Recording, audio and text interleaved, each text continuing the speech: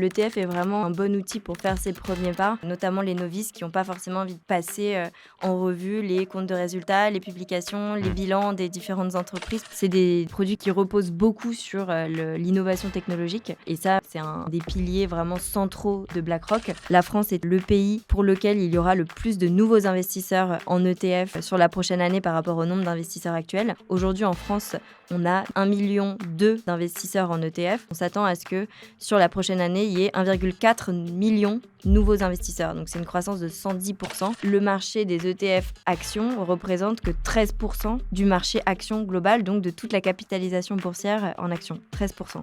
Sur l'obligataire, c'est 2,8. Est-ce que vous voulez plus adresser le PEA et adresser du coup les épargnants français? Bienvenue dans ce nouvel épisode de Secrets d'investisseurs, l'émission où on décrypte les stratégies gagnantes pour bien faire fructifier votre épargne et apprendre à bien gérer votre patrimoine. Aujourd'hui, on va parler d'un sujet que j'aime beaucoup, c'est les ETF, qui deviennent un incontournable en bourse. Et pour parler d'ETF, j'ai la chance aujourd'hui de parler avec Victoire Roche, qui travaille chez BlackRock. Bonjour Victoire. Bonjour Mathieu. Est-ce que tu peux te présenter peut-être ton parcours, BlackRock, iShares? Donc, je suis Victoire Roche.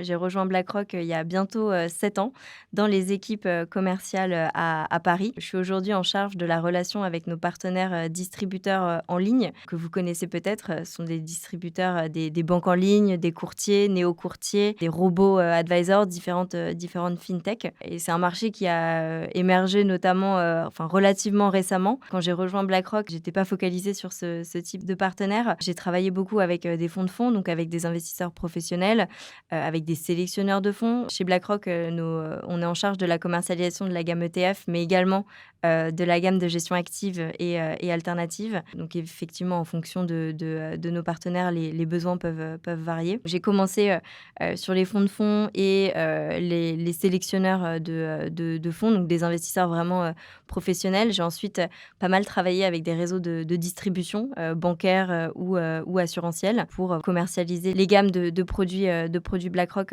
auprès des particuliers en France. Et donc plus récemment, ça fait 3 ans maintenant que je me focalise sur le marché des acteurs en ligne qui a fortement grandi ces 3 dernières années. Et du coup, tu as le titre de vice-présidente? Oui, alors effectivement, c'est un acronyme entre guillemets à l'anglo-saxonne. Quand on travaille dans une société dans le monde de la finance anglo-saxonne, il y a ce qu'on appelle des titres, donc c'est entre guillemets des grades que l'on passe. Donc lorsqu'on arrive, on est ce qu'on appelle analyste. Quelques années plus tard, on passe associate et ensuite on passe vice-présidente. Donc VP. VP, exactement. Donc c'est plus un grade un titre à proprement parler. Je suis pas vice-présidente de BlackRock. Du coup, BlackRock, premier émetteur au monde d'ETF, plutôt iShares en tout cas. BlackRock, c'est plus de 10 000 milliards d'encours sous gestion. Très grosse société. Est-ce que tu peux nous en dire plus sur iShares et sur sa présence aussi en France, en Europe? Sur la partie BlackRock, peut-être pour reposer un petit peu le contexte. Donc, on est une société américaine. On a été créé en 1988 aux États-Unis. On est aujourd'hui présent dans 34 pays dans le monde, sur tous les continents. Et on est plus de 200 maintenant à Paris, donc avec une belle évolution des effectifs en local, ce qui prouve aussi l'importance de la France pour BlackRock. Donc, comme tu le disais, on gère plus de 10 000 milliards de dollars sous gestion, 11 600, je crois, d'après les dernières publications de résultats il y a quelques semaines. Ces encours, déjà, ce qui est important de mentionner, c'est que c'est pas notre argent. Il faut savoir que c'est l'argent de nos clients qui nous ont confié et que c'est vraiment nos clients qui dictent, entre guillemets, les règles du jeu, qui choisissent d'investir leur argent dans tel ou tel fonds ou stratégie de chez BlackRock. BlackRock, c'est un acteur qui est indépendant. On n'a pas de réseau de distribution bancaire ou assurantiel. Notre unique métier, c'est la gestion d'actifs, avec un ADN très fort de gestion du risque, notamment grâce à une technologie propriétaire, et peut-être qu'on y reviendra un peu plus tard dans cette interview. iShares, plus particulièrement, qui est la marque sous laquelle BlackRock commercialise sa gamme d'ETF et de fonds indiciels.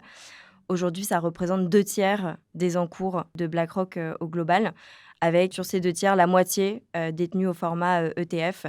Donc aujourd'hui, c'est à peu près c'est plus de 3 000 milliards d'encours sous gestion qui est géré au format ETF. Je crois que c'est même plus de 4 000. Un gros axe pour nous, la partie ETF, et notamment auprès des investisseurs particuliers. Et c'est aussi la raison pour laquelle on est là aujourd'hui. Pour revenir rapidement sur l'histoire peut-être d'iShares, c'est une marque que BlackRock a acquise. On a racheté une société qui s'appelait Barclays, pardon, Global Investors, qui donc avait ce business ETF. On a racheté cette entreprise en 2009, qui nous a permis de développer toute cette gamme de produits indiciels que l'on voit grossir de plus en plus depuis un certain nombre d'années maintenant. Très clair, donc 2009, peut-être après la crise, Barclays voulait vendre cette filiale et c'était une Voilà. opportunité pour vous. C'est vrai que nous, on voyait déjà le développement de ces produits aux États-Unis. On avait une envergure qui était déjà globale à l'époque. Donc, on voyait une opportunité pour développer ces produits partout, sur tous les continents, que ce soit aux US ou en Europe. Et puis, bon, je pense que 15 ans plus tard, on regrette pas d'avoir Ouais. fait cette acquisition. Super. J'aimerais faire un tour d'horizon vraiment complet des ETF qui deviennent un outil indispensable pour investir en bourse, pour les particuliers, aussi pour les institutionnels. Voir du coup pourquoi investir en ETF, comment bien les choisir, quelles sont les erreurs à éviter, comment un ETF est créé, géré par l'émetteur. Parler de votre gamme d'ETF, du PEA aussi. Et puis après, j'aurai quelques questions de la communauté qu'on me pose beaucoup. On va surtout parler d'ETF indiciels aujourd'hui, Mhm. donc des ETF qui vont suivre des indices. Donc ce sont des paniers d'actions qui vont être généralement bien diversifiés, qu'on va pouvoir acheter en une seule transaction, qui rendent les marchés financiers très accessibles. Quelle est ta définition, toi, d'un ETF pour ceux qui nous écoutent, qui connaissent pas encore les ETF? Je pense que tu l'as bien décrit, hein. C'est effectivement un panier de titres, pas forcément des actions, mais bon, une grande partie du marché aujourd'hui est sur les actions, mais on voit de plus en plus d'ETF sur les obligations, qui sont une autre classe d'actifs, également sur les matières premières. Donc c'est effectivement un panier de titres qui va permettre à l'investisseur particulier d'acheter en une seule transaction un nombre Important. un nombre important, ou Ça dépend des indices. ça dépend des indices, mais voilà, un nombre en tout cas plus important qu'une seule action au sein d'un même produit. Ces outils sont beaucoup développés sur ces dernières années, que ce soit auprès des investisseurs particuliers, mais aussi des investisseurs institutionnels. C'était un produit qui était très utilisé par les investisseurs institutionnels je dirais il y a 15-20 ans, quand ça s'est vraiment développé. Aujourd'hui, on voit les investisseurs particuliers s'emparer de ces produits, et je pense que les caractéristiques inhérentes de ces produits font qu'ils peuvent complètement répondre aux besoins des épargnants et des investisseurs particuliers aujourd'hui. On parlait de la diversification instantanée. C'est aussi des produits qui sont extrêmement transparents, puisque on sait à tout moment quelle est la composition du portefeuille. Il suffit de regarder la composition de l'indice. Vous achetez un ETF qui réplique l'indice S&P 500 ou Eurostock 50, par exemple. La composition, c'est simplement les entreprises qui composent cet indice. Un autre aspect important, c'est l'accessibilité. Ça permet aux investisseurs particuliers d'investir en une seule transaction dans plusieurs titres. Mais pour des investisseurs peut-être un peu plus expérimentés, ça leur permet aussi d'avoir un accès à des marchés qui sont parfois un peu plus niches, un peu moins faciles d'accès, même pour des investisseurs institutionnels, notamment sur les obligations, hein. Ça peut être plus compliqué de sélectionner des obligations. Donc, les ETF ont vraiment permis de rendre accessibles les marchés de capitaux auprès de tout type d'investisseurs. Tu parles d'accessibilité aussi, c'est aussi accessible en termes de prix de la part.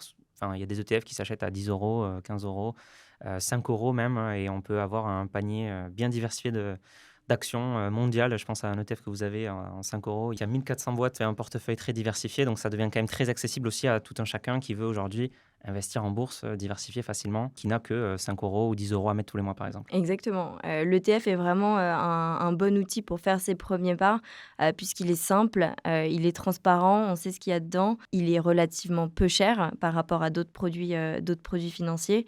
Il permet une diversification, donc c'est vraiment quelque chose qui peut être adapté aux besoins de beaucoup d'investisseurs différents, notamment les novices qui n'ont pas forcément envie de prendre le temps de passer en revue les comptes de résultats, les publications, les bilans des différentes entreprises pour faire des décisions actives d'investissement sur telle ou telle action.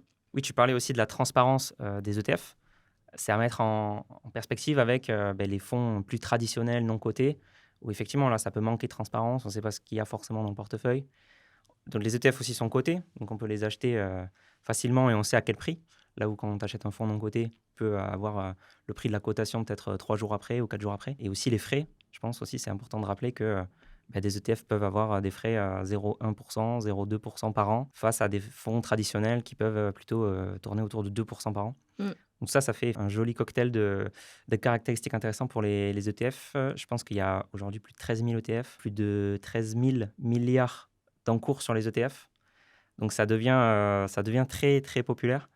Est-ce que tu vois d'autres caractéristiques sur les ETF qui les rendent intéressants? Je pense qu'il y a aussi cette notion de liquidité. Pour un investisseur particulier, en général, les montants sont quand même relativement plus faibles. L'idée, c'est de pouvoir démocratiser vraiment l'investissement et de pouvoir rendre accessibles ces produits. Lorsqu'on parle d'un investisseur institutionnel qui veut investir sur des ETF avec des montants significatifs, ça peut permettre aussi d'avoir une couche de liquidité supplémentaire sur les marchés. Et c'est aussi ce que viennent chercher ces investisseurs. Ça permet aussi d'être plus réactif. Comme tu le disais, ce sont des produits qui sont cotés en bourse. Donc, on peut les acheter, comme nous, à n'importe quel moment de la journée pendant les horaires d'ouverture de bourse. Ce qui fait que, de un, on peut acheter et vendre quand on le souhaite. Il n'y a pas à attendre, comme un fonds de gestion traditionnel non coté, il n'y a pas à attendre d'avoir la valeur liquidative de fin de journée parce que aujourd'hui, c'est un produit qui est coté au quotidien. Mais surtout pour les investisseurs institutionnels, c'est une façon d'être beaucoup plus réactif sur les marchés, d'avoir peut-être d'exprimer des vues de façon plus réactive, de façon plus court-termiste pour des investisseurs qui sont plus aguerris et qui ont une certaine expérience dans la gestion de portefeuille. Très clair. En tout cas, il y a des institutionnels qui se positionnent sur les ETF et on a même vu aussi des banques nationales, comme la Banque du Japon, des banques centrales, investir en ETF. Donc, c'est quand même un produit qui, aujourd'hui, a fait ses preuves. Si on se place maintenant du côté du particulier, toi qui es aussi beaucoup sur ces sujets où tu vas travailler avec des fintechs ou voir comment rendre ça accessible à tous. Côté particulier, quels critères avant d'investir, il doit regarder sur son ETF avant de choisir et d'investir sur cet ETF? Alors, je pense qu'avant même de savoir dans quel ETF on va investir, il y a beaucoup d'étapes auparavant. Je pense que la première étape, c'est déjà de définir son objectif d'investissement. Donc, pourquoi est-ce qu'on investit?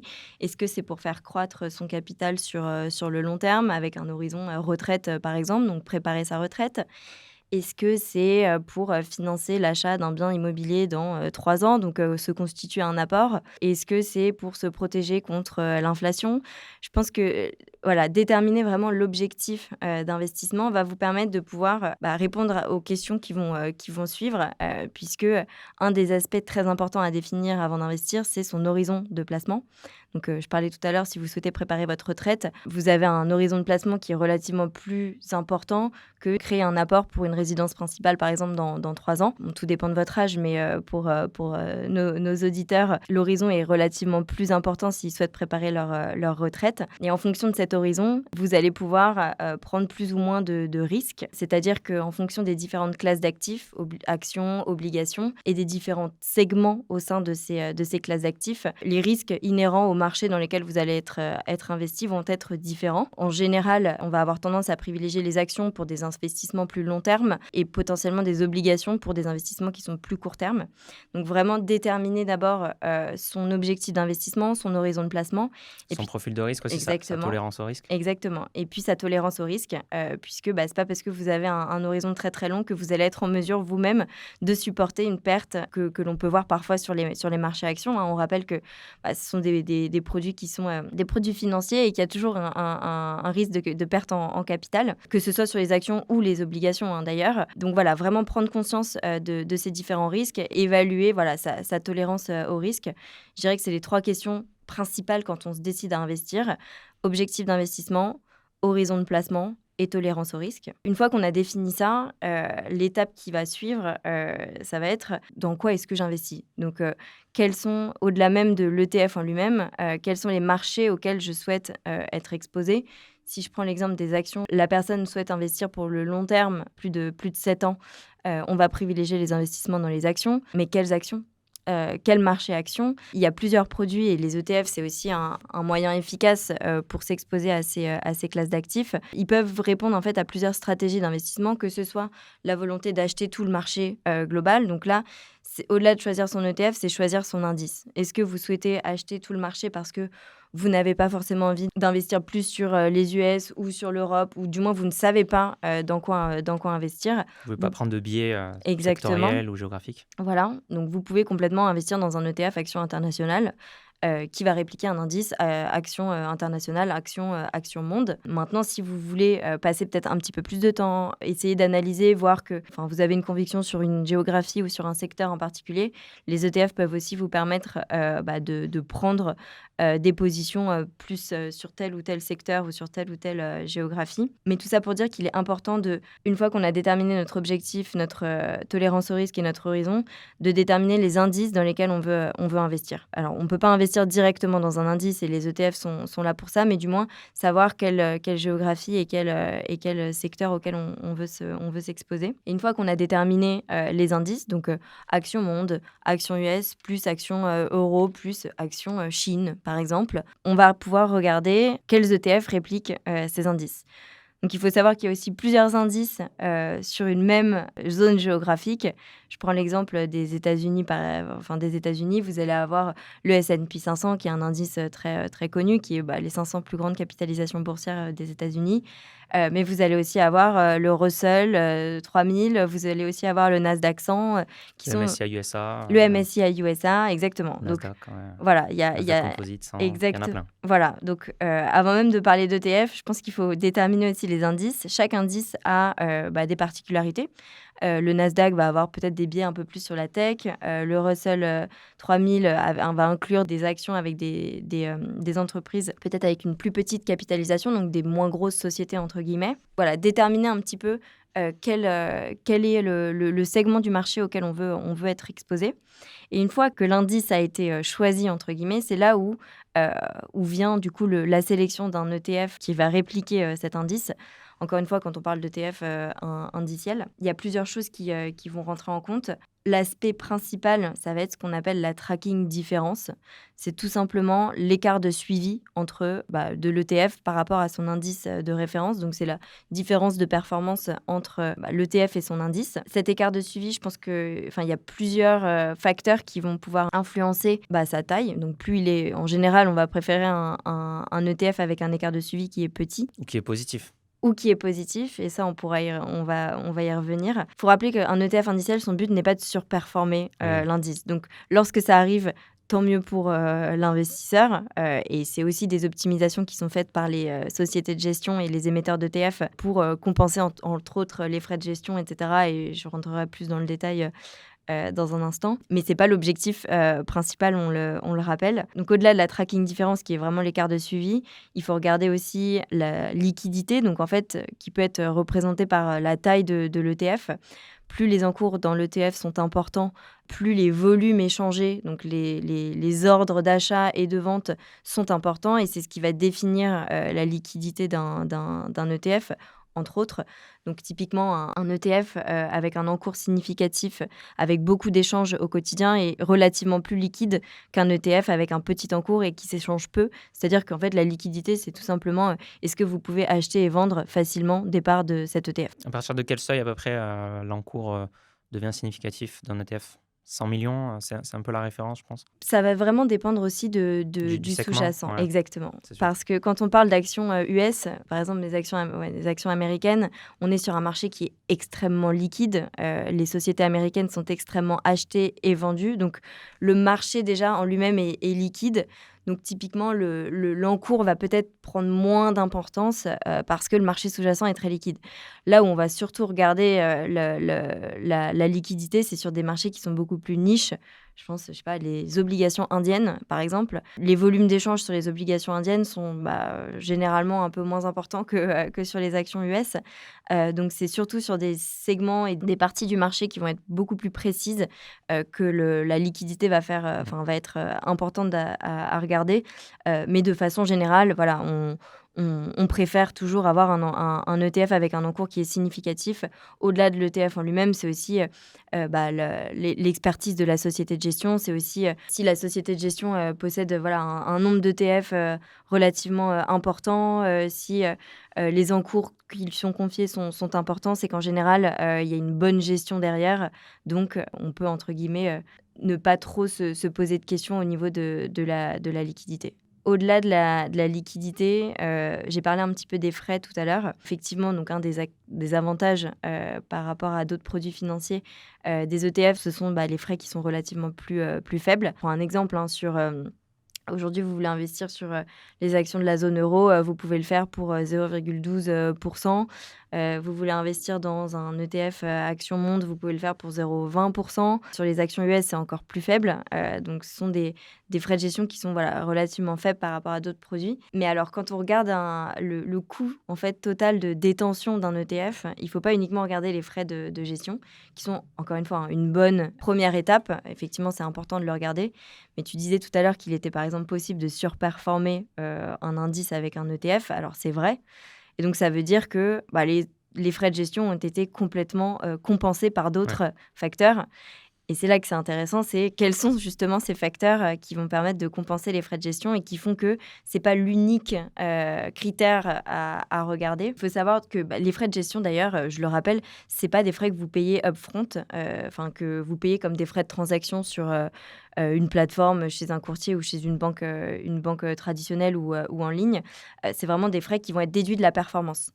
Donc, ils sont inclus en fait dans cette tracking différence, dans cet Mm. écart de suivi. Oui, vous ne le payez pas depuis votre compte espèce, c'est directement pris sur vos investissements. Exactement. Et du coup, s'il y a 0,2% de frais, mais que l'ETF gomme ces frais avec des optimisations, on va peut-être en parler, il vaut mieux choisir cet ETF à 0,2 qu'un ETF qui sera à 0,15, mais qui n'arrive pas à les gommer. Voilà, exactement. Donc, c'est pour ça que quand on regarde vraiment la tracking différence, ça nous donne une appréciation plus globale, on va dire, de la performance d'un ETF, Frais compris. Ouais. incluant les frais, exactement. Quelles sont maintenant ces différentes optimisations dont on parlait? Alors, il y a plusieurs facteurs. Encore une fois, quand on parle du coût de détention total, il y a une partie qui est la tracking différence, qui est inhérente, entre guillemets, à la société de gestion, qui sont des facteurs internes avec différentes composantes. Et on a aussi des facteurs externes. Donc, on le rappelle, les ETF sont des produits qui sont cotés en bourse, qui investissent dans des actions qui sont elles-mêmes, dans des actions ou des obligations qui sont elles-mêmes cotées en bourse. Et donc, comme tout marché, il y a des ordres d'achat, il y a des ordres de vente, et on va avoir des teneurs de marché qui vont être en charge de mettre en relation, entre guillemets, les acheteurs et les vendeurs. Et tous les produits s'achètent avec ce qu'on appelle une fourchette. Une fourchette à l'achat et à la vente. Le spread. Exactement, le spread. Et donc ça, ce sont des facteurs qui sont, entre guillemets, externes à BlackRock ou à l'émetteur d'ETF, puisque c'est lorsqu'on achète en fait les sous-jacents qui sont présents dans l'indice pour le répliquer, on va être soumis à ces fameux bidasques, à ces fameuses fourchettes. C'est là où ça peut constituer donc des frais, des coûts pour Exactement. l'ETF qui peuvent dégrader sa performance. Exactement. Et c'est là aussi, tu parlais des actions américaines qui étaient très liquides, qui peuvent avoir du coup une fourchette beaucoup plus resserrée face à des actifs exotiques. Tu parlais d'obligations indiennes. Alors, je ne connais pas le spread des obligations indiennes, mais ça peut être beaucoup plus élevé. Exactement. Et au-delà de ce fameux spread, il y a aussi les coûts de transaction qui sont importants. Hein. Quand on achète un produit financier, il y a aussi des coûts de transaction, même si on est un émetteur d'ETF. J'imagine ça, vous avez des prime brokers et que c'est bien négocié, que vous faites des gros achats. Alors, c'est aussi une des raisons pour lesquelles on parle souvent du marché ETF comme un marché d'économie, d'échelle, un marché d'échelle, en fait, de scale en anglais, qui fait qu'en fait, quand on est BlackRock, entre guillemets, c'est vrai que on va avoir des tarifs relativement attractifs avec ces acteurs. On gère de façon optimisée l'argent de nos clients. Il y a des économies d'échelle qui sont faites au niveau de BlackRock au global. C'est pas uniquement au niveau d'un ETF c'est une plateforme qui est gérée de façon collégiale, entre guillemets, et on y reviendra peut-être un petit peu plus tard. Mais ce n'est pas chaque ETF qui est géré en silo. Évidemment qu'on on tire aussi D'optimiser. parti voilà, Ouais. de toute l'exposition qu'on a au marché de capitaux. Donc ça, c'est pour les facteurs externes. Sur les facteurs internes, donc il y a effectivement qui sont pris en compte dans la tracking différence. Il y a les frais de gestion, donc on le mentionnait tout à l'heure. Mais il y a aussi d'autres facteurs qui sont importants à regarder, comme notamment le prêt de titres. C'est tout simplement lorsque vous investissez dans un ETF qui a une réplication physique, qui donc détient les sous-jacents, les titres sous-jacents, va pouvoir les prêter à d'autres investisseurs qui en ont besoin, générer des revenus et les réinjecter en partie dans l'ETF.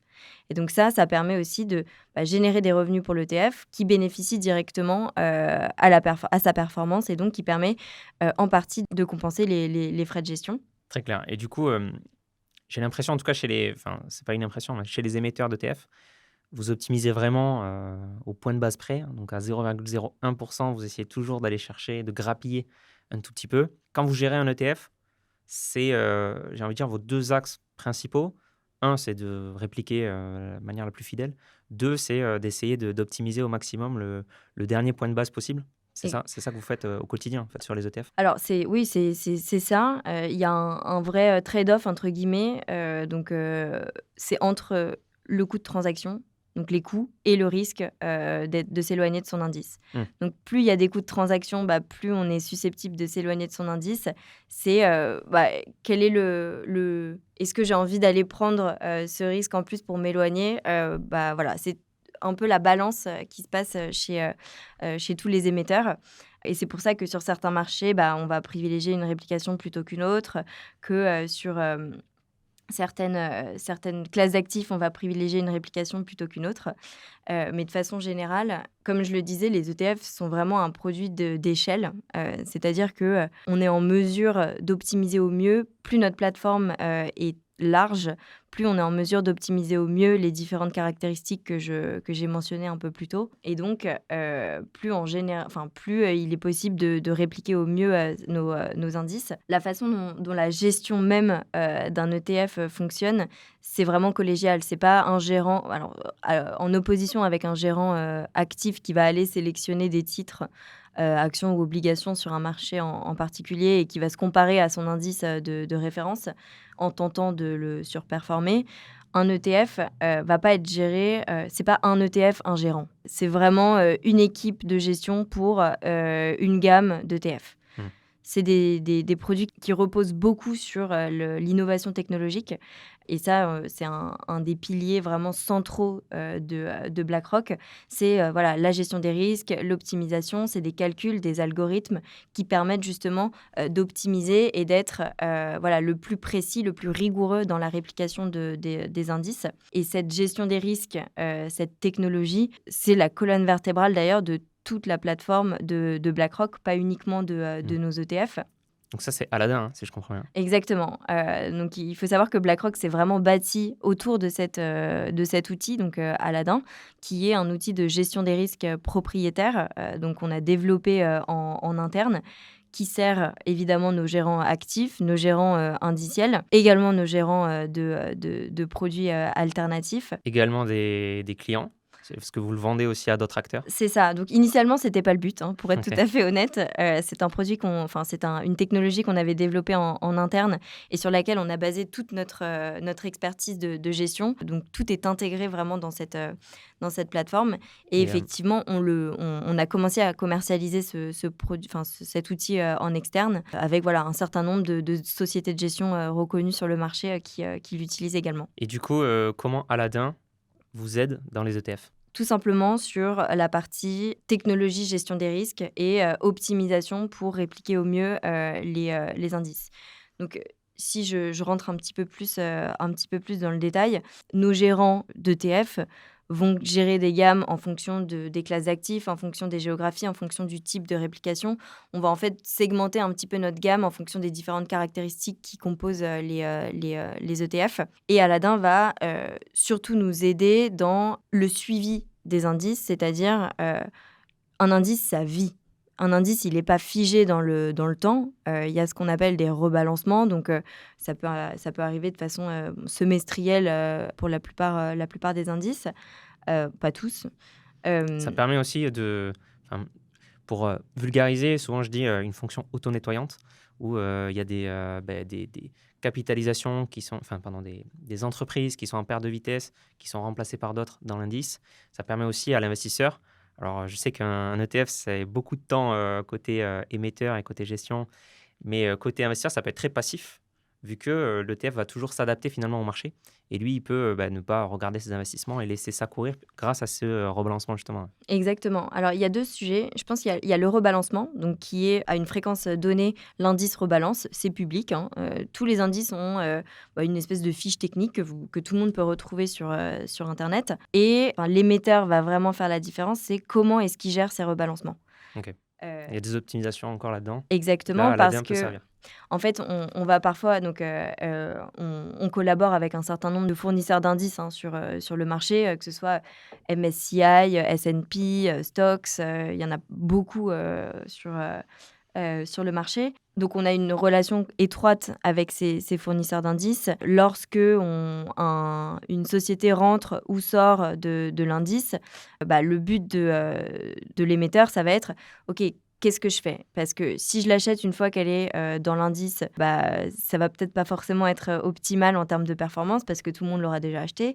Est-ce que, je l'introduis un petit peu avant? En fait, c'est encore une fois cette histoire de coût versus, risque. Donc le risque de m'éloigner de mon indice versus le coût que je vais payer pour acheter, ce nouveau titre ou le vendre parce qu'il y a forcément, une valeur qui sort quand une valeur rentre. Si je prends l'exemple du S&P 500, il y aura toujours 500 entreprises dans le portefeuille. Donc ça, c'est un point qui est important lors des rebalancements.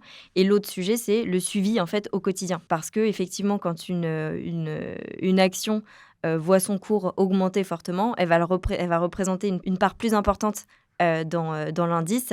Et donc, il faut pouvoir aussi gérer cette augmentation au sein de l'indice et s'assurer que notre ETF suit, entre guillemets, cette augmentation ou cette baisse. Ça peut aller dans les deux sens. Mais donc, oui, c'est vraiment gérer de façon collégiale grâce à la technologie et pouvoir optimiser les rebalancements et le suivi au quotidien. C'est des calculs mathématiques qui sont extrêmement puissants.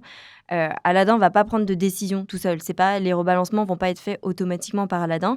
Il y a toujours l'humain derrière. Donc, il y a des équipes de gestion vraiment qui sont en charge de monitorer tout ça. Mais ils sont grandement aidés justement par la technologie et aussi par beaucoup d'autres équipes en interne, que ce soit les équipes de trading, donc de passage d'ordre entre guillemets, les équipes de conformité, les équipes de veille réglementaire, les équipes en relation avec les fournisseurs d'indices. C'est tout un écosystème en fait qui permet aux gérants de répliquer au mieux l'indice et d'y coller entre guillemets, enfin de répliquer le plus fidèlement les indices. Très clair. Tu as parlé tout à l'heure de réplication synthétique. Mhm. C'est une réplication que les gens peuvent utiliser beaucoup, les épargnants français, via le plan épargne en action, le Mm. PEA. Pourquoi vous choisissez parfois d'utiliser cette réplication? Est-ce que c'est déjà dans l'intérêt du PEA parce que vous voulez adresser le marché français? Et quels peuvent être les avantages ou les risques de cette réplication? Alors, la réplication synthétique, il faut savoir que BlackRock et iShares, historiquement, je dirais que 95 plus de 90 de notre gamme, en termes de nombre de produits est à réplication physique. Aujourd'hui, on propose, plus de 370 ETF, aux investisseurs, particuliers, en France. Plus de 90 d'entre eux, se font à réplication physique parce que c'était historiquement l'ADN vraiment de BlackRock. Il faut savoir qu'il y a plusieurs, types de réplication, physique. Il y a ce qu'on appelle la réplication physique complète et la réplication physique optimisée. J'y reviendrai peut-être dans un second temps. Mais donc on oppose souvent la réplication physique à la réplication, synthétique qui fonctionne, complètement différemment. La réplication synthétique, chez BlackRock, donc on va l'utiliser donc lorsque, on y voit un intérêt particulier pour les investisseurs. On utilise aussi cette réplication pour, répliquer des marchés qui sont, plus difficiles d'accès. Du coup, si on se place toujours sur le côté investisseur particulier qui veut investir en ETF, on a vraiment balayé un peu le spectre de quels critères regarder avant d'investir dans un ETF. Est-ce que tu vois des erreurs, des pièges à éviter aussi sur les ETF pour un investisseur particulier? Est-ce que tu vois Alors peut-être, je sais pas, avoir trop, avoir choisir trop d'ETF différents, trop complexifier le portefeuille, je sais pas, en tant qu'émetteur, est-ce que vous voyez des pièges, vous, que les particuliers, pourraient faire? Je pense que le piège principal, déjà, c'est de pas avoir bien défini, ses objectifs, d'investissement. Mmh. C'est de se dire: «Je veux me lancer en bourse, mais je sais pas trop comment ni enfin, je sais pas trop pourquoi, mais j'investis quand même».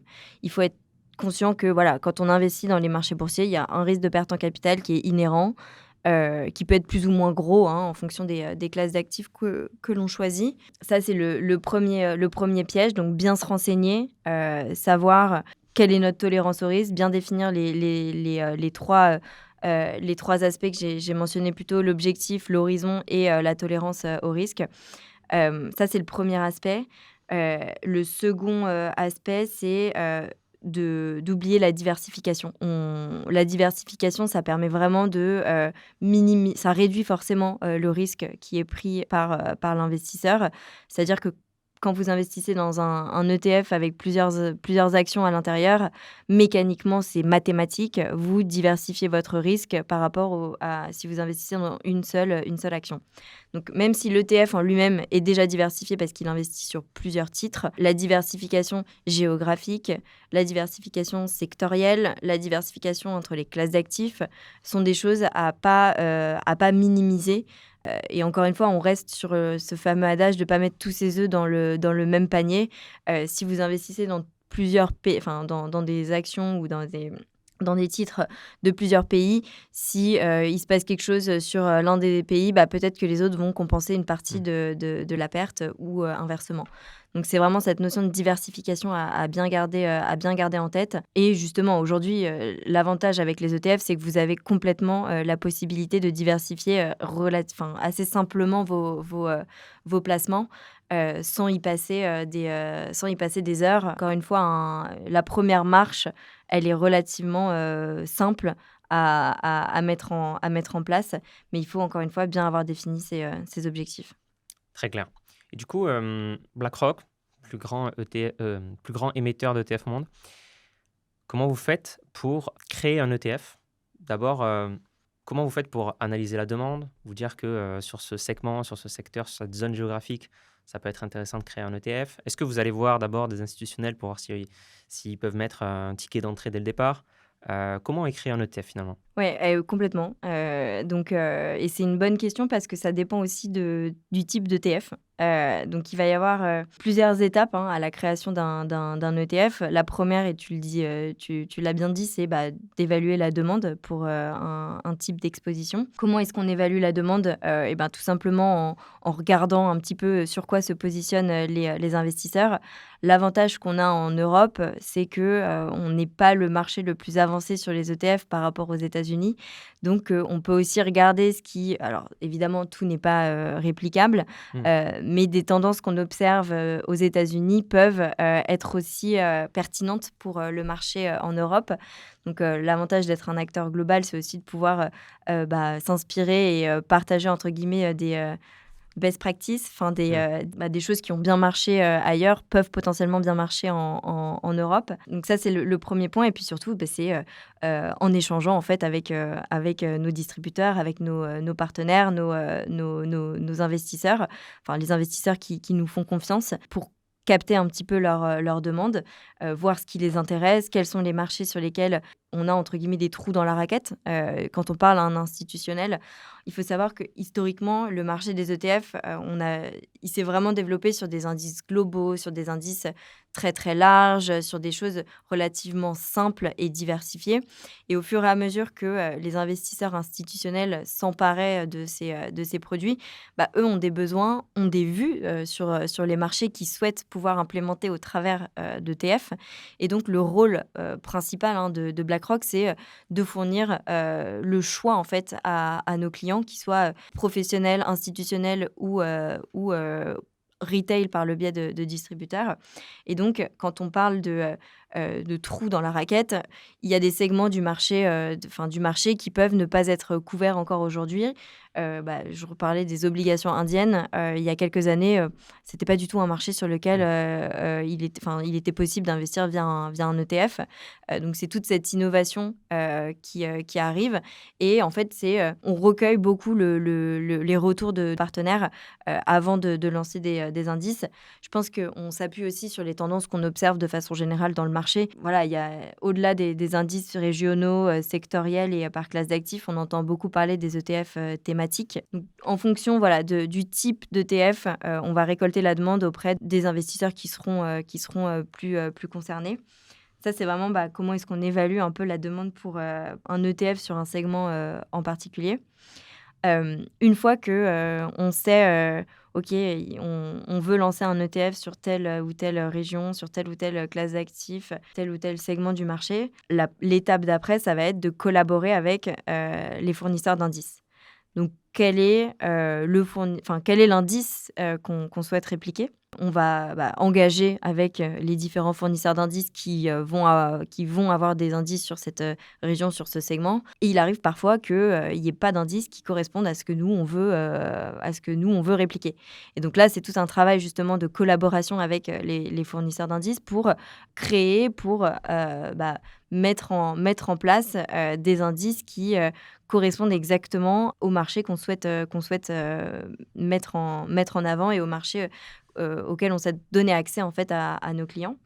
Ça, c'est particulièrement vrai sur les thématiques, puisque l'IA, je prends un exemple, l'IA ou la transition ou l'innovation dans la santé, ça reste quand même c'est pas un secteur prédéfini par des classifications, des normes. Ça peut être comment est-ce qu'on définit si une entreprise elle est exposée à l'IA ou elle l'est pas. Est-ce que c'est un seuil de revenu? Est-ce que c'est les dépenses qu'elle va faire? En fonction en fait de tout ça, on va discuter avec les fournisseurs d'indices pour qu'ils puissent développer des méthodologies qui, in fine, vont donner un indice qui correspond exactement à ce que l'on veut répliquer. Voilà, pour les thématiques, c'est un petit peu spécial. En général, quand c'est des ETF et des indices sectoriels ou géographiques, c'est un petit peu plus simple entre guillemets. Une fois qu'on a déterminé en fait l'indice qu'on souhaitait répliquer, là ça va être justement comment est-ce qu'on crée cet ETF. La prochaine étape, c'est simplement de déterminer comment est-ce que nous on veut répliquer cet indice, réplication physique ou réplication synthétique. Généralement, quand c'est des marchés qui sont très liquides, enfin, pas forcément très liquide d'ailleurs, mais généralement quand ce sont des marchés qui sont relativement restreints, donc on arrive à un indice avec un nombre restreint d'entreprises à l'intérieur. Je prends l'exemple d'un thématique. On va privilégier de la réplication physique. Cette méthode de réplication, elle va être pertinente lorsque on a un nombre relativement faible de titres à acheter, parce que imaginez un indice avec plusieurs dizaines de milliers de titres à l'intérieur. Si on devait tous les acheter dans la proportion de l'indice, ça aurait des coûts de transaction énormes et ce ne serait pas bénéfique pour l'ETF et pour l'investisseur in fine. Comme l'indice MSCI ACWI IMI, je crois qu'il y a près de 9000 entreprises. Par exemple. Donc, c'est souvent des réplications optimisées pour ça, quoi. Par exemple, mais alors surtout sur l'obligataire. Ouais. Surtout sur l'obligataire, parce que l'obligataire est un marché beaucoup plus profond que celui des actions. C'est vraiment plus gros. On prend un exemple très simple. Déjà, des obligations peuvent être émises par des gouvernements, par des entreprises, par des municipalités, par différents acteurs. Une action, c'est une action d'une société, généralement. Et une société peut avoir plusieurs obligations, Et plusieurs voilà. maturités. Et ça, c'est le deuxième point, c'est qu'une société peut émettre plusieurs obligations sur différentes échéances pour financer différents projets. Et pareil pour un gouvernement. Il peut y avoir des obligations à différentes échéances. Donc, le marché est très profond. Si je prends un exemple d'un indice Global Aggregate, donc qui est l'indice, entre guillemets, le plus global sur les obligations, vous avez 23 000... État et entreprise, Aggregate, c'est ça? Exactement, État et entreprise. Vous avez 23 000 titres à l'intérieur. Donc, si BlackRock devait acheter les 23 000 titres au sein de l'indice pour répliquer cet indice, ça aurait des coûts de transaction qui ne vaudraient pas, entre guillemets, la chandelle, puisque on s'écarterait beaucoup trop de l'indice. Et donc, qu'est-ce qu'on fait?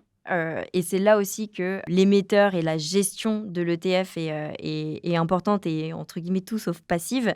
C'est comment est-ce qu'on va répliquer cet indice sans tout acheter, mais sans pour autant avoir une réplication physique et prendre un risque de contrepartie. C'est donc par optimisation où là, nos gérants vont déterminer des paniers de titres qui sont contenus dans l'indice, qui ont les mêmes caractéristiques que l'indice global en termes de géographie, de maturité, de segments, de qualité du crédit, etc. pour répliquer l'indice au mieux, mais en achetant un minimum de titres pour minimiser au mieux les coûts de transaction. Et donc, une fois que ça, c'est déterminé, l'indice, l'ETF est créé. Donc, il est coté. Donc, on voit souvent ça pour les actions, mais c'est aussi pour les ETF. Lorsqu'on cote un ETF sur une place boursière, vous avez sûrement déjà vu sonner la cloche aux Nasdaq, États-Unis. ouais. Voilà, exactement. Et c'est un peu le même process pour les ETF, dans le sens où il a une introduction. introduction en bourse d'un Ok. ETF, exactement. Donc, l'introduction en bourse se passe.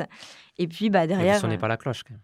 on peut sonner la Ok. cloche. On peut sonner la cloche. Et c'est d'ailleurs ce qu'on a fait pour l'ETF qu'on a lancé en avril dernier sur Euronext Paris, qui réplique le MSCI World et qui est éligible au PEA. Vous avez sonné la cloche à Euronext Paris? Exactement, ouais. Trop bien. Donc voilà, et puis une fois que l'ETF est créé, on en vient à la gestion des rebalancements, à la gestion quotidienne de l'ETF, à l'optimisation et tous les sujets dont on a parlé un petit peu plus tôt. Ok, très clair. Et juste les tout premiers fonds de l'ETF, j'imagine, ils ne commencent pas à 0 € d'encours. Mm. Il y a quand même des institutionnels derrière qui financent au début. Comment ça se passe au tout début, les premiers fonds qui arrivent? Ouais, alors C'est ça avant qu'ils soient dépend. cotés? Ça se fait en même temps, enfin ça se fait en collaboration en fait. Ok. En fait, il y a deux options. C'est soit on a ce qu'on appelle un seed investor, donc qui est un partenaire institutionnel qui a, généralement c'est aussi pour des ETF sur lesquels on a eu de la demande de la part de ces investisseurs. Ok. Et donc, ils vont permettre à l'ETF d'avoir une taille minimum à la cotation. Et ensuite, l'autre option, quand il n'y a pas forcément d'investisseurs institutionnels qui investit, c'est BlackRock qui, de son bilan, met une partie pour pouvoir que l'ETF puisse exister, que l'ETF puisse être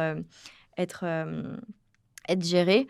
Et il faut savoir qu'un ETF, en fonction encore une fois, de la liquidité du marché sous-jacent, s'il y a très peu de fonds, enfin s'il y a très peu d'encours, c'est plus compliqué d'aller accéder à des marchés beaucoup plus niches parce que il y a moins d'échanges et donc c'est un petit peu plus difficile. Donc en général, c'est soit un institutionnel, soit BlackRock qui met les premiers encours et puis derrière, le reste du marché suit. Ok, très clair. J'aimerais qu'on parle des tendances sur les ETF. Mhm. Quelles tendances tu vois sur les ETF? Est-ce que ça se développe en France, en Europe? Est-ce qu'il y a des segments particuliers qui sont plus porteurs que d'autres? Il y a 2 types de tendances qu'on peut analyser, hein. La première, c'est l'innovation produit, donc voir un petit peu comment les émetteurs se positionnent, quels sont les nouveaux produits qu'on voit sur le marché. Et la deuxième, c'est où est-ce que les investisseurs se positionnent et qu'est-ce qu'ils recherchent aujourd'hui. Je dirais que sur allez, prenons les 5 dernières années, il y a eu un gros engouement pour les ETF obligataires, notamment de la part des investisseurs institutionnels, mais de plus en plus par les investisseurs particuliers qui commencent justement à comprendre les caractéristiques de cette classe d'actifs et à y trouver un intérêt. BlackRock a lancé le premier ETF obligataire il y a une vingtaine d'années.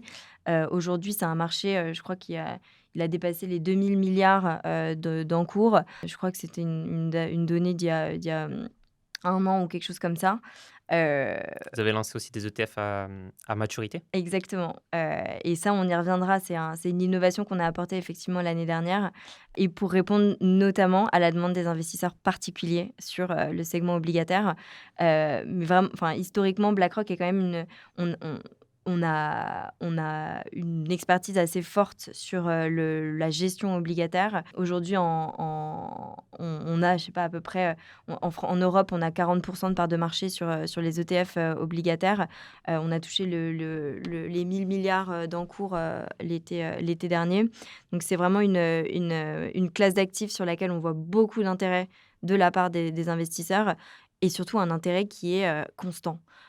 On regarde souvent les flux qu'on observe justement sur les différents ETF et les différents segments pour analyser où se positionnent les investisseurs, où se porte en fait leur intérêt. Le segment obligataire, depuis les 5 dernières années, collecte en moyenne, donc c'est-à-dire que l'argent qui rentre entre guillemets dans des ETF obligataires est en moyenne entre 200 et 350 milliards par an, et c'est quelque chose qui est relativement constant. Alors, quand on regarde les actions, c'est un peu plus volatile, ça peut être beaucoup plus gros comme parfois un petit peu plus petit. Mais voilà, l'obligataire est une vraie tendance. Et pour en revenir à cette fameuse gamme d'ETF à échéance, c'est une gamme qu'on a lancée en 2023 en Europe, qui se commercialise sous la marque iBonds, qui est voilà, le nom de la gamme. C'est une expertise qu'on avait déjà aux États-Unis et qu'on a importée en Europe, qui n'existait pas auparavant sur le marché européen. Et en fait, c'est assez simple pour expliquer rapidement le fonctionnement de ces produits. C'est un ETF obligataire avec une échéance. Donc, peut-être certains de nos auditeurs sont familiers avec les fonds à échéance, les fonds traditionnels à échéance. C'est tout simplement un fonds obligataire qui a une durée de vie et qui va, entre guillemets, mourir. Donc, en l'occurrence, quand c'est un ETF, il va être délisté à la date de Ouais. l'échéance. Par exemple, e-bonds, nanani nanana, 2026. 2028, voilà, ou Exactement, 2026. exactement. Et donc, on a lancé aujourd'hui 17 produits sur des obligations alors qui répliquent des indices avec des obligations d'entreprise en euros ou en dollars, ou des obligations gouvernementales. Deux avantages à ces produits. Le premier, c'est qu'ils peuvent convenir à des investisseurs qui ont des horizons d'investissement qui sont très définis. Et donc, en fait, le principe, c'est tout simplement vous investissez dans ce produit. La philosophie, c'est de garder son investissement jusqu'à la maturité, jusqu'à l'échéance de cet ETF, où vous récupérez votre principal et les coupons que vous avez soit accumulés, soit qui ont été détachés de l'ETF selon la part que vous avez sélectionnée. C'est un produit pareil, vous pouvez l'acheter à n'importe quel moment pendant les heures de cotation, ça reste un ETF. Et il est diversifié. Donc, c'est pas une seule obligation, mais un panier diversifié d'obligations. Et un autre aspect important, c'est que lorsque vous achetez ou surtout que vous rachetez, enfin, si vous souhaitez sortir de ce produit, vous n'avez pas de pénalité. On peut voir souvent sur des fonds actifs où il y a une période en général de souscription. Et puis derrière, si vous voulez sortir, vous pouvez, mais il y a des pénalités. Ici, c'est un ETF. Donc, on peut acheter et vendre à n'importe quel moment pendant toute la durée de vie du produit. Et un avantage aussi des fonds datés ou des ETF datés, c'est que finalement, l'investisseur s'en fiche un petit peu de la volatilité s'il tient jusqu'à la maturité. Il va verrouiller un certain rendement à l'achat, 4,5% imaginons, et si tout se passe bien, s'il n'y a aucun défaut, si tout est bien remboursé, il va donc toucher 4,5% par an jusqu'à la fin, même si il y a de fortes fluctuations sur le marché obligataire. Lui, comme il va détenir jusqu'à maturité, le TF sera liquidé, peu importe ce qui sera passé entre-temps. C'est ça, exactement. Et donc, le vrai sujet, c'est le risque de défaut en fait d'un émetteur qui Ouais, c'est est ça. contenu au sein d'un des ETF. Et c'est aussi pour cette raison que, enfin, alors aujourd'hui, on n'a pas dans les émetteurs dans lesquels les émetteurs d'obligations de crédit par exemple, dans lesquels on investit, c'est ce qu'on appelle les obligations de qualité, donc investment grade pour ceux à qui ça parle. Donc avec un risque de défaut relativement faible par rapport à d'autres segments du marché crédit. Et est-ce que tu vois des tendances chez les particuliers en France? Est-ce que vous voyez que les ETF se développent, deviennent populaires? Oui, bien sûr. Alors, pour ces ETF, d'ailleurs, on les a lancés il y a un peu plus d'un an. Enfin, en un an, on a levé 6 milliards de dollars sur cette gamme. Il faut savoir que la majorité de ces flux proviennent justement des investisseurs particuliers. Donc, Ok. déjà, on voit un engouement de la part des investisseurs particuliers sur ces produits qui sont obligataires. Et c'est effectivement le cas aussi pour les produits actions, qui sont, on ne va pas se mentir, davantage privilégiés aujourd'hui par les investisseurs particuliers. Une autre tendance dont on n'a pas parlé, mais qu'on observe sur le marché en général, c'est l'émergence des ETF actifs. Donc, bon, un petit peu hors sujet quand on parle des ETF indiciels, mais c'est un marché qui a énormément grossi aux États-Unis. C'est entre 3 et 400 milliards d'encours. Ça a quadruplé en 4 ans. Et là, en Europe, c'est relativement plus faible. On est à, je sais pas, je crois que c'est 31 milliards, 30 milliards d'encours d'encours sous gestion. Mais ça a doublé depuis 2020. Donc, c'est quand même une tendance qu'on observe assez importante, que ce soit de la part l'intérêt des investisseurs, mais aussi en termes d'innovation de produits. Il y a beaucoup d'émetteurs qui commencent à se lancer sur ce segment du marché. Tu me disais aussi juste avant le tournage là, que en France, il y a une grosse croissance des flux particuliers sur les ETF. En Europe, c'est, tu me disais, le pays où il y a le plus de croissance, en tout cas sur donc les investisseurs particuliers qui se mettent à investir en ETF. Mmh. Alors, effectivement, BlackRock a mené une étude, qu'on a appelée, People and Money, qui vise, donc en partenariat avec YouGov, qui vise à évaluer un petit peu le comportement des Européens face à l'investissement, face à l'épargne et l'investissement. Quels sont, pourquoi, alors est-ce qu'ils investissent? Si oui, pourquoi? Si non, pourquoi?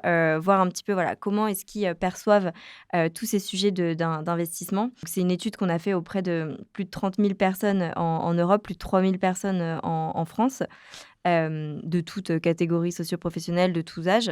Donc dans cette étude, ce que l'on voit, c'est que, la France est effectivement, le pays, pour lequel il y aura le plus de nouveaux investisseurs, en ETF, sur la prochaine année par rapport au nombre d'investisseurs actuels. Aujourd'hui, en France, on a 1,2 million d'investisseurs en ETF, 1 million de personnes, 1,2 million personnes qui investissent en ETF, et on s'attend à ce que sur la prochaine année, il y ait 1,4 million nouveaux investisseurs. Donc c'est une croissance de 110%. Ok, Sachant que sur les autres pays, on est plus de l'ordre entre 20 et allez, 80%, même pas. Donc, de croissance, ouais. de croissance. Donc, on s'attend vraiment à ce que la France soit un gros vecteur de croissance pour les ETF. Et de façon générale, le segment des investisseurs particuliers est aujourd'hui celui qui croît le plus vite pour les ETF en Europe, en tout cas chez iShares. Ça représente une part en fait de la croissance qui est exponentielle, avec un intérêt principalement pour des expositions actions globales. Je dirais qu'aujourd'hui, à peu près allez, 30%, un peu plus de 30% des flux des investisseurs particuliers dans nos ETF se dirigent vers l'exposition MSCI World. Ok. Donc ça reste une grosse partie. Et c'est marrant parce que je me faisais la réflexion il y a la semaine dernière, justement en regardant un rapport de l'AMF sur quelles sont les expositions géographiques détenues par les investisseurs particuliers. Et on voit que les actions françaises sont au même stade que les actions internationales. Si je prends ça, même quand moi je suis arrivée chez BlackRock il y a 7 ans, mais c'était quasiment que des actions françaises. Enfin, Hmm. les investisseurs n'avaient pas forcément cette notion de diversification internationale en tête. Je pense qu'il y a énormément d'éducation qui a été faite, et honnêtement, hein, tout cet engouement qu'on voit pour les ETF de la part des investisseurs particuliers, il est en grande partie dû à tout le travail que des acteurs comme toi font. Nous, on cherche vraiment à démocratiser l'investissement, et c'est vraiment un de nos objectifs principaux. Mais on est un acteur B2B, donc on est toujours ravis de collaborer avec nos partenaires, qu'ils soient en ligne ou plus traditionnels, de collaborer avec des acteurs comme la chaîne S'Investir, justement pour promouvoir ce produit, et surtout la diversification, puisque c'est une règle d'or en fait dans l'investissement. Donc j'étais agréablement surprise de voir que les actions internationales ont autant la cote que les actions françaises. Et donc une autre stat intéressante justement sur cette nouvelle vague d'investisseurs qu'on va observer en France, c'est qu'elle va davantage être drivée par les femmes et les jeunes. Donc selon cette même étude que l'on a faite, People and Money, on s'attend à ce que 37% des nouveaux investisseurs aient entre 18 et 24 ans. Donc vraiment une forte croissance de la part des jeunes, et également d'avoir un panel plus diversifié en termes de genre, avec voilà, les femmes qui vont représenter une part de plus importante aussi dans la part des investisseurs en France. Trop bien, parce que d'ailleurs, il y a beaucoup d'études qui montrent que les femmes investissent mieux que les hommes. Mm. Donc tant mieux si elles prennent en main aussi leurs finances. Exactement. Ouais, c'est super. Donc ils diversifient, ils ont bien compris la notion de risque, la notion de diversification. Est-ce qu'ils ont compris la notion de long terme? Est-ce que ça, vous regardez ou pas du tout? Est-ce que les investisseurs particuliers font beaucoup de trading sur les ETF ou est-ce qu'ils les tiennent sur la durée? C'est assez intéressant comme statistique, enfin comme sujet à regarder parce qu'il y a deux types, on va dire, d'investisseurs, hein. Il y a justement les investisseurs qui sont plutôt court terme, qui sont généralement, enfin en tout cas on l'espère pour eux, un peu plus experts Mm. et qui vont chercher voilà, à générer de la performance, à faire des paris un petit peu plus tactiques et des investisseurs plus long terme qui vont investir tous les mois un montant voilà, de façon régulière pour se constituer une épargne sur le long terme. Un DCA, dollar Exactement, cost average, 100 € par mois. Et on peut exactement. l'automatiser, on peut faire. Voilà, Ça peut être exactement. très simple. Et donc sur ce volet-là, on a mandaté une société qui s'appelle Extra ETF pour faire une étude l'année dernière au niveau des investisseurs européens. Donc ça date de novembre 2023. Ce fameux DCA, donc ce versement libre programmé, ce plan d'investissement, ce plan d'épargne en ETF, on l'appelle comme on veut, c'est Saving plan. Savings Plan, voilà, ETF Savings Plan en anglais. Donc, c'est un outil en fait, c'est pas vraiment un produit parce que c'est juste un concept, c'est le fait d'investir régulièrement la même somme tous les mois. C'est un outil que les investisseurs particuliers ont réellement adopté et particulièrement donc, en Allemagne qui est un marché sur lequel, voilà, qui est plus mature entre guillemets sur le segment ETF pour les investisseurs particuliers. Enfin, vous allez dans la rue en Allemagne, vous demandez à quelqu'un ce que c'est qu'un ETF, il y a de bonnes chances pour qu'il sache ce que c'est. Je suis pas sûre qu'aujourd'hui en France ce soit le cas, mais on y travaille ensemble. Mais en tout cas, cette notion d'investissement régulier, ils l'ont vraiment compris. Et pour revenir à l'étude de Extra ETF, aujourd'hui, c'est 7,6 millions de plans d'investissement programmés qui sont mis en place par les investisseurs En en Europe? Europe, Ok. grande majorité pour l'Allemagne. Et on s'attend à ce qu'à 2028, 50% de toutes les transactions effectuées par les particuliers dans les ETF soient faites au travers de ces versements libres programmés en Ok. termes de nombre de transactions. Donc, pour vous dire un peu la puissance de cet outil pour permettre aux débutants de commencer à investir, il n'y a pas besoin d'être un expert. Le trading, entre guillemets, on le laisse aux experts. Pour les personnes qui souhaitent vraiment se lancer, qui n'y connaissent pas grand-chose, qui débutent, cet outil d'investir de façon très régulière et avec de plus petits montants peut permettre de se constituer une épargne sur sur un patrimoine sur le long terme.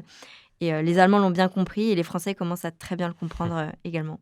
Il y a quelque chose que je dis souvent aussi sur cette chaîne, c'est que tu parlais des gérants professionnels qui ont plus de frais. Ça va gréver la performance. Ce que les particuliers, je pense, n'ont pas compris quand ils n'ont pas encore investi en ETF et qui est pourtant une statistique quand même incroyable, c'est les études SPIVA, donc les études de Standard & Poor's, sur le long terme, sur 20 ans. 90%, plus de 90% des gérants professionnels, les chiffres exacts, c'est plutôt 93% sur 20 ans, sur le S&P 500, mais pour simplifier, sur 20 ans, sur le long terme, 90% des gérants professionnels vont faire moins bien que leur marché, vont faire moins bien que leur indice de référence. Et cette performance de l'indice de référence, on peut l'obtenir avec des ETF, modulo les frais, modulo la tracking difference dont on a parlé. Mais ce que les gens, enfin moi, c'est le message aussi que j'essaie de faire passer, c'est si vous faites les choses vous-même, vous pouvez vous placer parmi les 10% des meilleurs investisseurs en diversifiant bien, en faisant quelque chose sur le long terme, en utilisant les saving plans qui peuvent être très simples, on peut les automatiser. Et c'est quand même incroyable de se dire qu'il y a des professionnels dont c'est le métier qui vont faire moins bien qu'un simple particulier finalement. Je ne sais pas comment vous voyez ça chez iShares parce que bon, j'imagine que vous êtes assez agnostique sur ça puisque vous faites du passif, enfin, vous faites de l'investissement indiciel, vous faites aussi des ETF actifs ou des fonds actifs. Est-ce que ça, c'est quelque chose que... Enfin, comment vous voyez cette statistique, vous? Alors, je pense que c'est une étude qui est très intéressante. Pour moi, il n'y a pas vraiment de débat gestion indicielle versus gestion active, puisque aujourd'hui, on peut utiliser des ETF pour faire de la gestion active. Quand vous Mmh. composez un portefeuille à base d'ETF, que vous décidez vous-même d'investir sur la Chine plutôt que l'Europe ou les US plutôt que l'Europe, vous prenez une décision de gestion active. Et c'est ce que font aussi beaucoup d'investisseurs institutionnels. Aujourd'hui, je parlais tout à l'heure de fonds professionnels. Beaucoup d'investisseurs institutionnels ou de sociétés de gestion de fonds utilisent des ETF dans leur propre gestion. Ouais, dans leur propre Donc, en fait, fonds. c'est des Ouais. outils qui ont été adoptés par vraiment tout le marché. Alors, certes, pour des raisons différentes. Typiquement, je sais pas, un gérant obligataire qui souhaite s'exposer à de la dette des marchés émergents. Un gérant obligataire de titres, hein, donc c'est-à-dire qu'il va sélectionner des obligations. Bah, il a peut-être pas une expertise sur le marché obligataire du Brésil. Et ben il peut utiliser justement Mmh. les ETF pour exprimer des vues, alors qu'il ne peut pas être expert de tout le marché. Ouais. Donc si on a une conviction sur un segment, il peut très bien utiliser un ETF, mais ça reste une décision active. Ça reste lui qui a choisi d'investir dans le Brésil, les actions mexicaines ou autres. Donc ça, c'est le premier point. Et pour un investisseur particulier, l'investissement indiciel, je pense que lorsqu'on choisit un seul sous-jacent, donc un seul ETF, qui va investir dans plusieurs titres, et qu'on investit de façon régulière tous les mois, on peut parler de, entre guillemets, passivité, dans le sens où pour l'investisseur, c'est relativement passif. En revanche, on sait très bien qu'au niveau de l'ETF, il y a quand même une Il y a du gestion, travail. voilà, il y a du travail, et l'ETF en soi est tout sauf passif. Maintenant, si un particulier décide d'investir dans plusieurs ETF, faut pas oublier que c'est une décision active de sa part. Mmh. C'est pas parce qu'il a utilisé des briques indicielles pour répliquer des indices qu'il n'a pas décidé lui-même d'investir dans tel secteur ou telle géographie. Donc, C'est ça. Même pour moi, s'il a fait aussi du trading, s'il a pris une exposition sur 6 mois, puis après il a changé, enfin, ça peut être très actif, tout en exactement, utilisant des produits indiciels exactement. dits passifs. Voilà. Donc, en fait, actif-passif, au final, je pense que l'ETF peut être utilisé dans toutes les situations. C'est plus, voilà, à l'investisseur particulier de déterminer si lui-même veut être actif ou non sur ses investissements. Ouais. Faire ses choix d'allocation à tel ou tel ETF, ou investir de manière très diversifiée dans un ETF très global. C'est sûr qu'aujourd'hui, il y a plus de 13 000 ETF, il y a une granularité qui est énorme. Donc, il y a des gens, des fois, qui disent il y a trop d'ETF, les gens vont investir les yeux fermés et on va avoir un marché qui est hyper corrélé puisque tout le monde va investir dans les mêmes actions. En fait, ce n'est pas forcément le cas puisqu'il y a 13 000 ETF et il y a des expositions en tout genre et ça peut être très actif, ça peut être très granulaire comme approche. Donc cet argument de dire tout le monde investit en ETF et tout le marché va être corrélé est quand même assez erroné sur ce point-là, quoi. Ouais, je pense que, on entend souvent des statistiques qui peuvent dire que le marché des ETF grossit énormément, et c'est pas faux, hein, honnêtement, c'est vrai. C'est un marché qui devient de plus en plus important. Peut-être quelques statistiques justement qu'on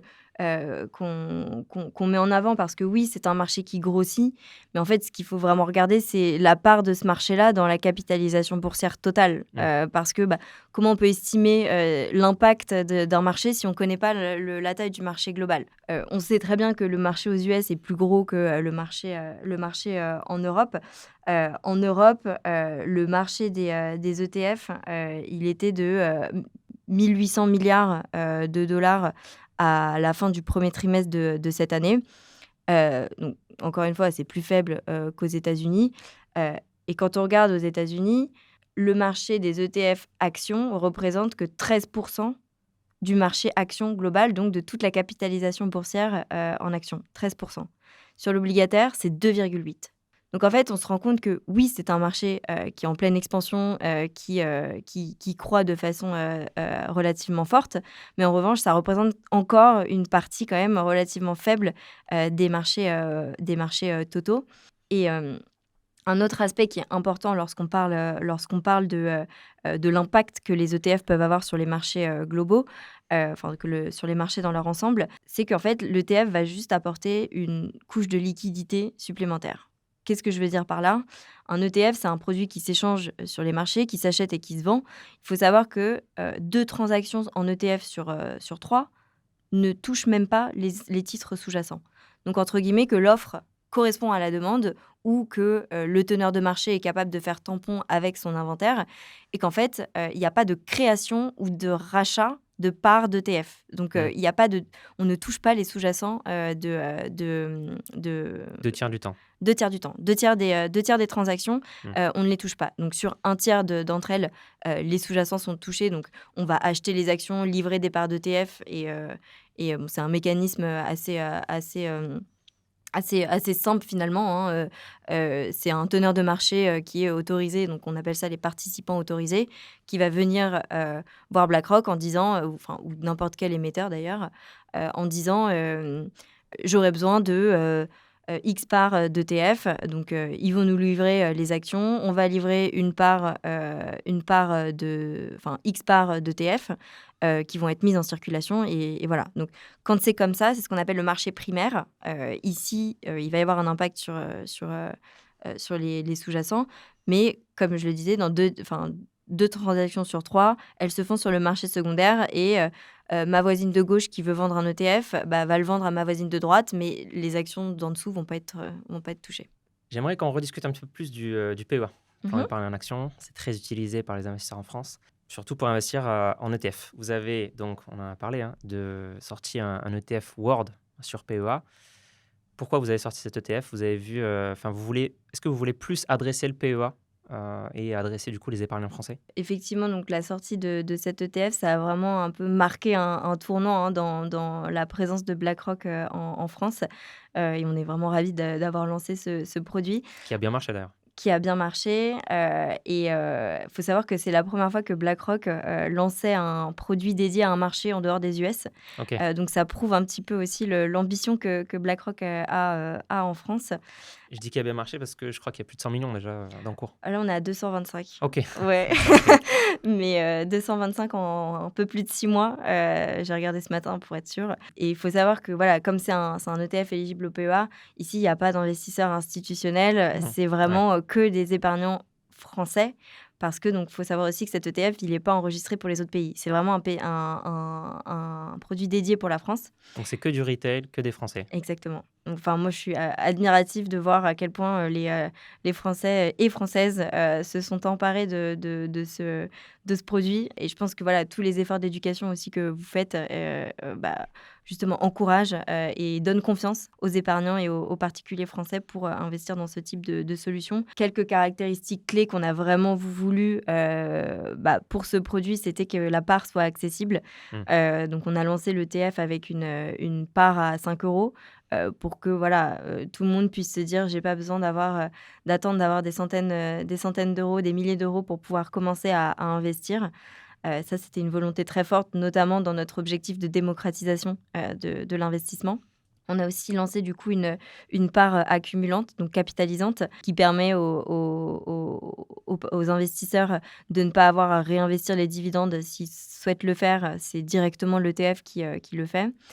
Et finalement, on a lancé ce produit avec des frais avantageux par rapport à ce qui se fait aujourd'hui sur le marché. Les frais de gestion sont de 0,25% par an, ce qui fait de ce produit voilà, un outil vraiment attractif et intéressant pour un investisseur qui souhaite faire ses premiers pas au sein de l'enveloppe avantageuse du PEA. Donc il faudra qu'on analyse votre tracking différence sur la durée. Vous pouvez. Après, c'est aussi par rapport à... C'est aussi ce que je mentionnais tout à l'heure. C'est vrai que BlackRock a lancé cet ETF MSCI World Swap PEA, mais on réplique déjà on réplique déjà l'indice MSCI World sur Ouais. beaucoup d'autres produits. On a un ETF en réplication physique qui fait presque 80 milliards d'encours.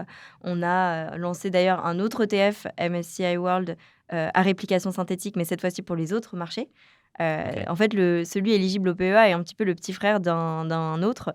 Et on voit que l'engouement est hyper fort pour celui qui a été dédié au marché français. Donc, c'est hyper... c'est génial. Mais voilà, encore une fois, il faut analyser la tracking différence, il faut analyser la taille. Mais c'est pas la première fois que BlackRock lance un ETF qui réplique cet indice. Donc, voilà.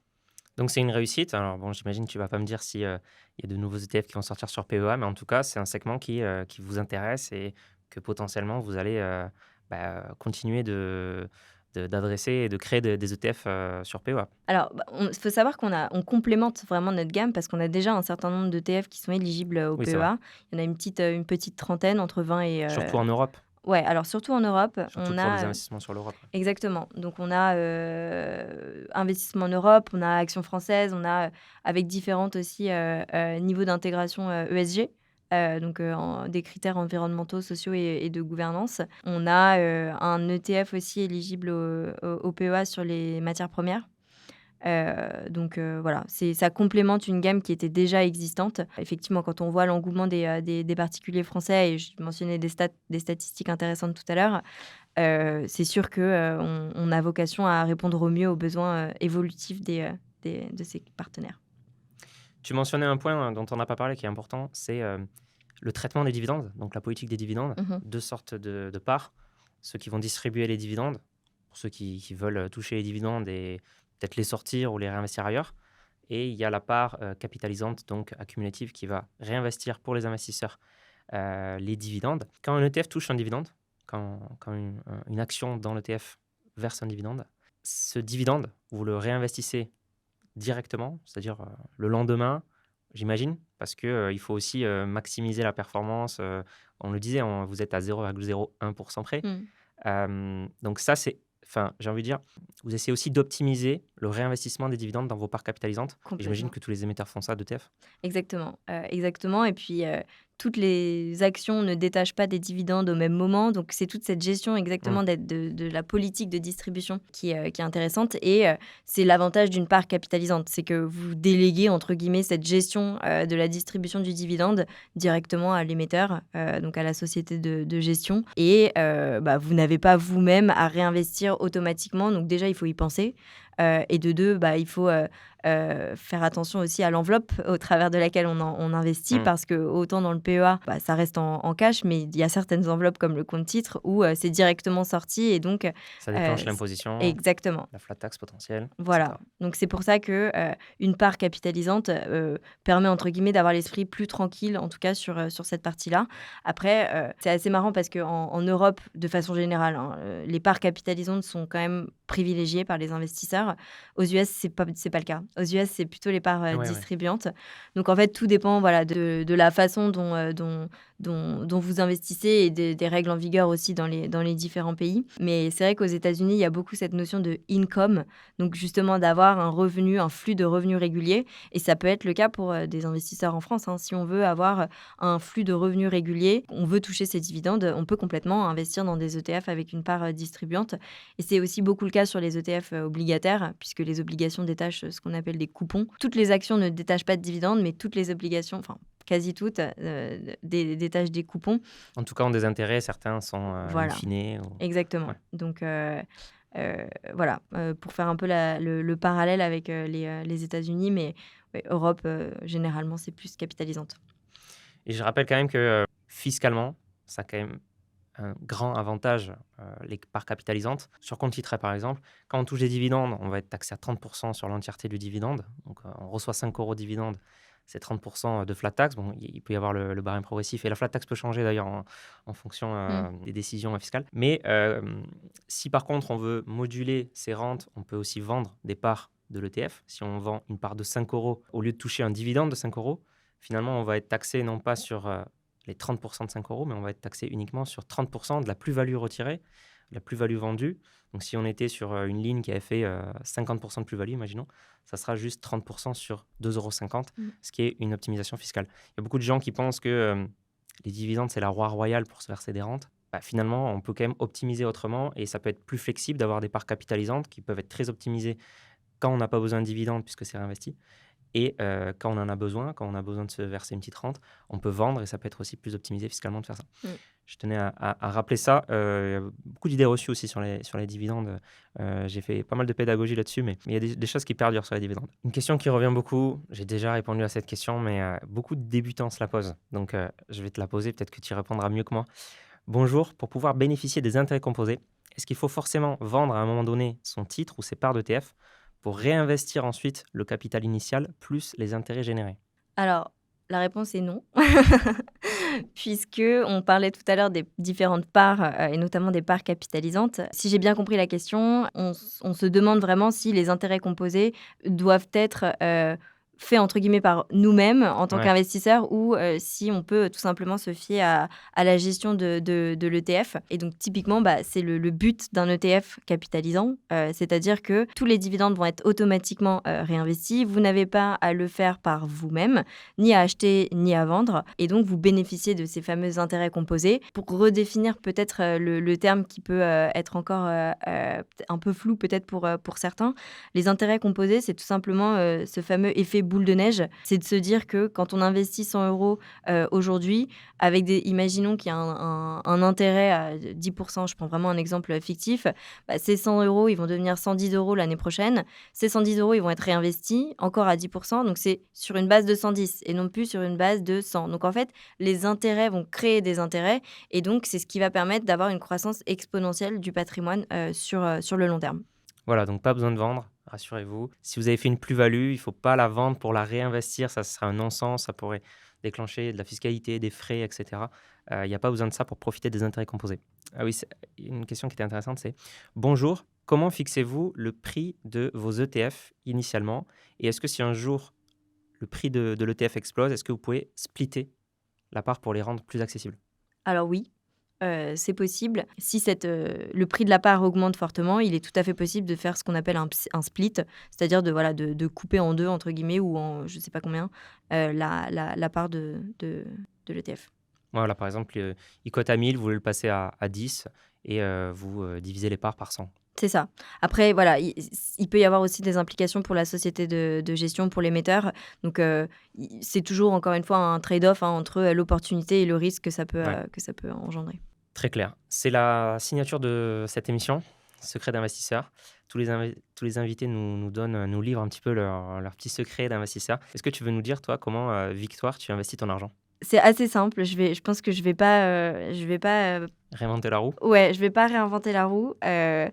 Donc, contrairement à ce qu'on peut penser, c'est pas parce que je travaille chez BlackRock que j'ai envie de dédier du temps à l'analyse d'actions et de sociétés, les bilans, etc. Donc, j'ai pas forcément voilà, la volonté d'avoir une approche très, très active dans mes investissements, en tout cas financiers.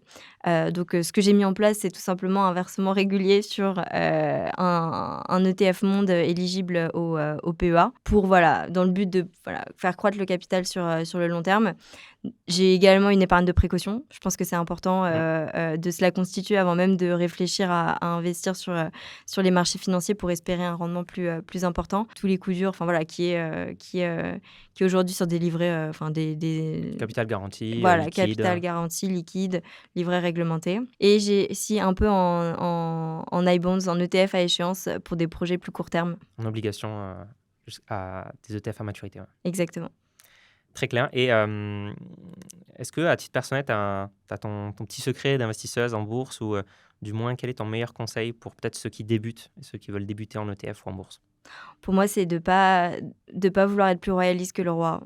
C'est de pas se laisser. Alors, Deux petits je sais conseils. pas si c'est un conseil, mais en tout cas, voilà, une espèce de clé pour peut-être avoir une expérience un peu plus sympa sur les marchés. La première, c'est de ne pas vouloir être plus royaliste que le roi, donc de ne pas chercher à faire du court terme, à vraiment essayer de générer beaucoup de profits en très peu de temps. C'est pas se croire meilleur que le marché. Voilà, pas exactement. Donc, on laisse ça aux experts. Et je pense que quand on débute, c'est bien de commencer par les bases et de se renseigner aussi sur les risques que ça comporte. Ça, c'est le premier point. Et le deuxième point, c'est de ne pas se laisser prendre par ses émotions. On sait qu'il y a tout un travail au niveau on appelle ça la finance comportementale. C'est un sujet qui a beaucoup été étudié par des mathématiciens, par des psychologues, etc. Le prix Nobel d'économie. Exactement. Et c'est pas pour rien.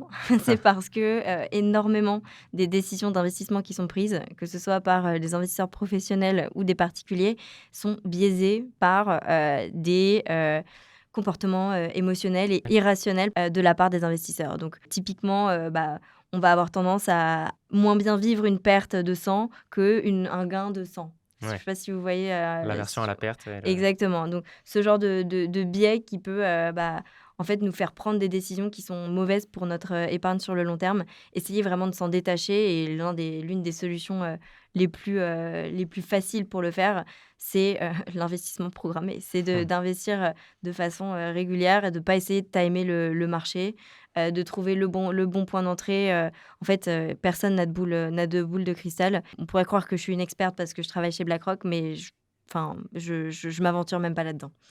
Ah, ok. Voilà. Une perte de sang avec un C au début. Hein. Oui. Oui, ça aurait pu être un S, mais Très clair. Merci beaucoup, Victoire. merci à toi. Profite de cette vidéo car si vous souhaitez apprendre à bien investir en bourse et à bien construire un portefeuille d'ETF passif et optimisé, vous pouvez accéder à ma formation offerte sur le sujet. C'est le premier lien en description.